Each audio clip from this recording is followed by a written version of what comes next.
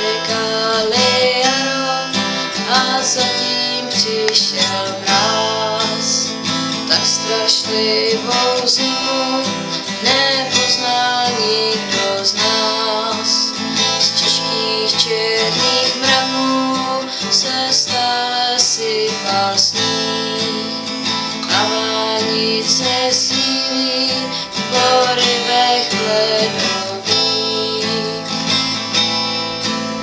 Schýší dřevo mizí a mouka ubývá, do sípek se raději už nikdo nedívá. Zvěř sokolních lesů nám stála u dveří a hladoví ptáci přiletli za zvěří a stále blíž.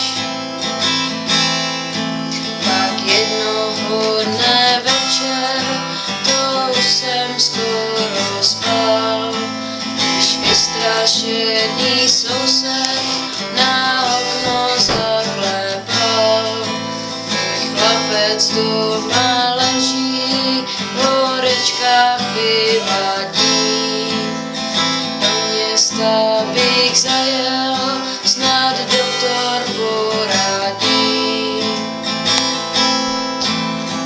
Půjčil jsem mu koně a když sedlo zapínal, dříve než se rozjel, tak jsem ho varoval.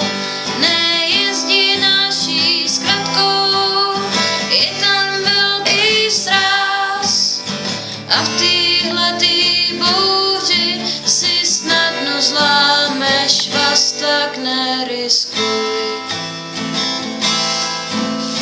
Na to chmurné ráno dnes nerád vzpomínám, na tu hroznou chvíli, když kůň se vrátil sám.